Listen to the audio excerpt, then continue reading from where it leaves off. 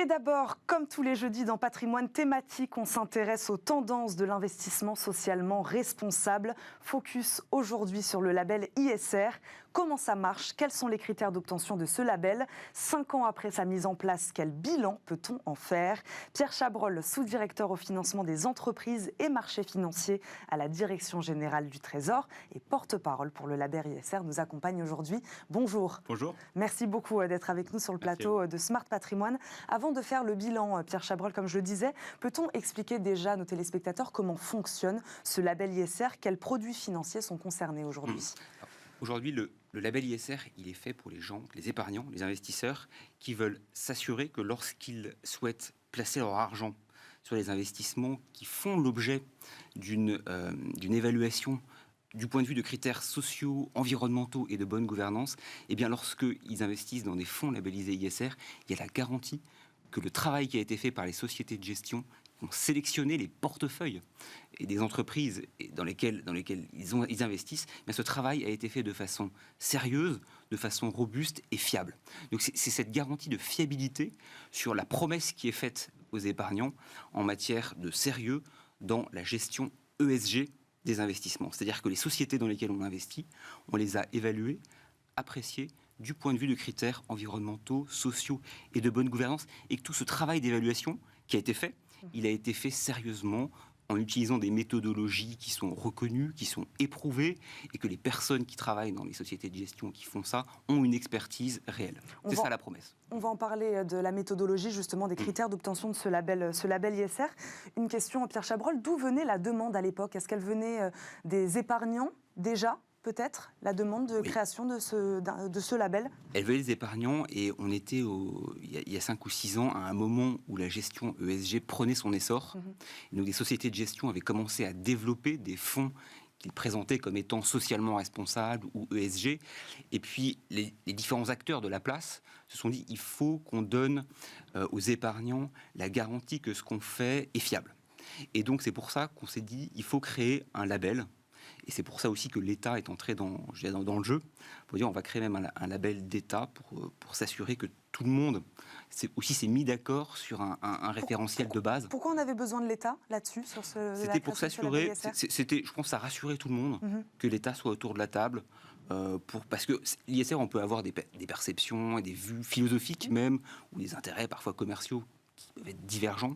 Donc, le fait que l'État soit là, ça permet de faciliter la construction d'un consensus sur la création, justement, de concepts sur lesquels tout le monde se mette d'accord et qui peuvent donner aux épargnants, du coup, l'assurance que ce qu'ils font, eh bien, que lorsqu'ils investissent leur argent dans un fonds labellisé ISR, derrière, il y a quelque chose qui est sérieux, quoi.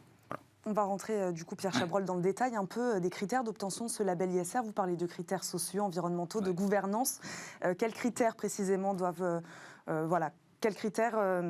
impérativement remplir pour obtenir ce label ISR? Alors, l'une des spécificités de ce label, c'est que c'est aux sociétés de gestion de définir leur stratégie et ce qu'elles veulent présenter aux épargnants et aux investisseurs. La tonalité qu'elles veulent donner à leurs investissements. Là où le label ISR intervient, donc ce qui est intéressant dans cette affaire, c'est que c'est des certificateurs indépendants qui vont octroyer le label.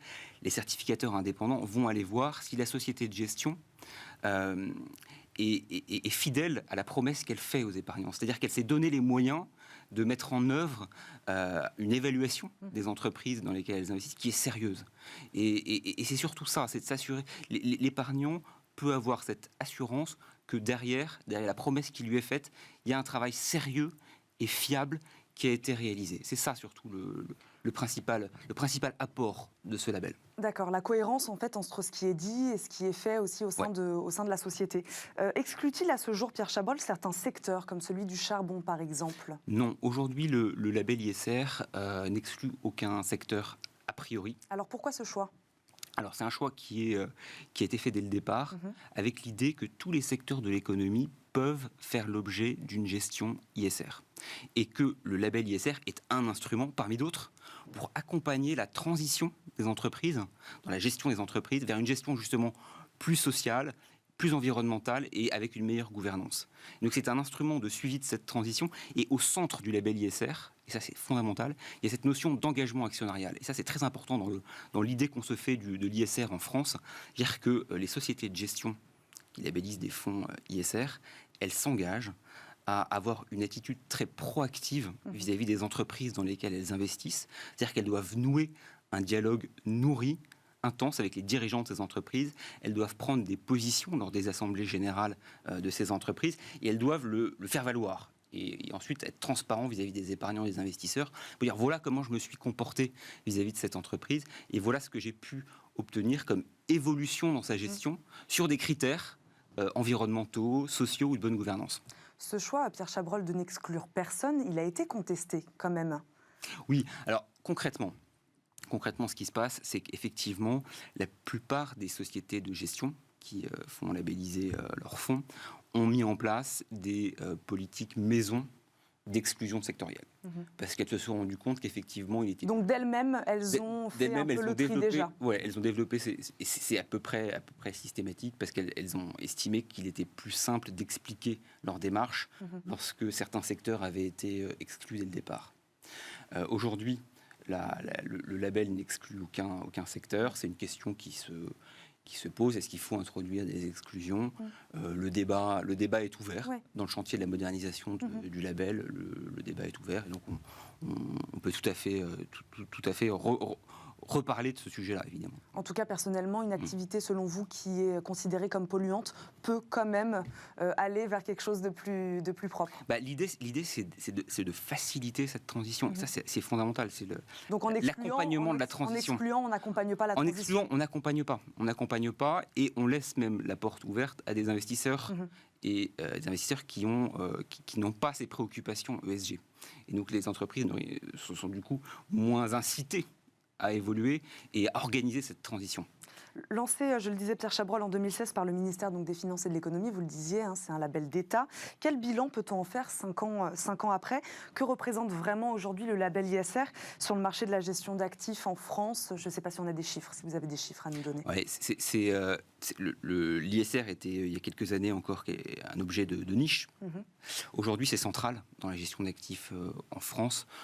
Les chiffres sont assez impressionnants. On est à plus de 550 milliards d'encours gérés par des fonds labellisés ISR. Il y en a presque 700 aujourd'hui, 150 sociétés de gestion. Avec une accélération, on imagine, ces 2 dernières années, avec une accélération assez importante ces 2 dernières années, liée à beaucoup de facteurs, facteurs réglementaires sans doute. La loi Pacte de 2019 a sans doute joué un rôle important, puisqu'elle prévoit que certains plans d'épargne doivent référencer systématiquement des fonds labellisés ISR. Donc ça, c'est un premier facteur. L'autre facteur, je pense que c'est le développement d'une demande de la part des épargnants. De plus en plus de gens souhaitent que leur argent soit investi avec des critères qui soient socialement responsables, et donc se tournent vers le label ISR. Et puis je crois que les sociétés de gestion aussi, du côté de l'offre, il y a aussi un développement de l'offre. Les sociétés de gestion ont développé des méthodologies, ont affiné leurs méthodes, et donc sont capables de proposer aujourd'hui aux épargnants un panel de produits financiers de plus en plus développé, et on l'espère aussi de plus en plus exigeant du point de vue de l'ISR, du point de vue de l'ESG. On peut parler donc de succès, selon vous, Pierre Chabrol, de succès du label ISR. Oui, c'est un succès. C'est un succès, mais depuis le départ, le label ISR, ça doit être un label dynamique. Donc on veut le faire évoluer pour qu'il soit toujours plus ambitieux, toujours plus exigeant, et qu'il reste surtout le label pionnier en Europe en matière d'ISR et d'ESG. Ça, c'est aussi important pour nous. Le label ISR, c'était le premier en Europe. Donc la France s'est placée au niveau européen là-dessus. Absolument, il a donné le ton. Depuis, on a vu des labels type ISR se développer dans tous les autres pays européens. On pense qu'on doit garder cette avance, et on la gardera si on est intelligent, et si on continue à avoir un degré d'exigence de plus en plus élevé. Vous parliez d'évolution, Pierre Chabrol. Quel est l'objectif alors à terme ? Qu'il s'étende à qui ? Aux particuliers ? Dites-nous. L'objectif de la modernisation du label, c'est surtout de le rendre plus lisible, plus compréhensible pour les épargnants. Il y a une réglementation européenne en matière d'ESG qui s'est beaucoup développée ces dernières années, qui n'existait pas au moment où on a créé le label ISR. Donc il faut redonner sans doute un peu de cohérence pour que les gens comprennent mieux comment les choses s'organisent. Et puis, comme je vous le disais, continuer à être de plus en plus exigeant, être en harmonie avec les développements de l'ESG et les exigences aussi qu'ont les épargnants vis-à-vis des investissements qu'ils souhaitent faire et du développement aussi d'une économie plus durable, prenant davantage en compte des critères environnementaux et des critères sociaux. Donc concrètement, quels changements attendez-vous dans les prochaines semaines, les prochains mois sur ce label ISR ? Alors très concrètement, on a engagé un chantier de modernisation qui a été engagé par les ministres Bruno Le Maire et Olivia Grégoire en mars dernier. On parle de réforme du label ISR. Réforme du label. Donc là, on est en train de réformer sa gouvernance, la façon dont il est organisé et la façon dont les décisions sont prises pour le label. Et puis, une fois qu'on aura fait ça, on compte réviser le cahier des charges du label ISR. Donc le cahier des charges, c'est l'ensemble des exigences et des obligations que doivent remplir les sociétés de gestion lorsqu'elles veulent faire labelliser un de leurs fonds. Et donc c'est là qu'on liste toutes les exigences nécessaires. Et donc on va reprendre ce cahier des charges pour essayer de voir ce qu'il faut adapter en fonction des évolutions de l'ESG, en fonction des évolutions de la réglementation européenne, et avec l'idée qu'il faut être encore plus lisible et compréhensible pour les épargnants. Merci beaucoup Pierre Chabrol de nous avoir éclairé sur ce label ISR aujourd'hui. Je le rappelle, vous êtes sous-directeur au financement des entreprises et marchés financiers à la Direction générale du Trésor et porte-parole pour le label ISR. Merci encore. Tout de suite, c'est Enjeu Patrimoine.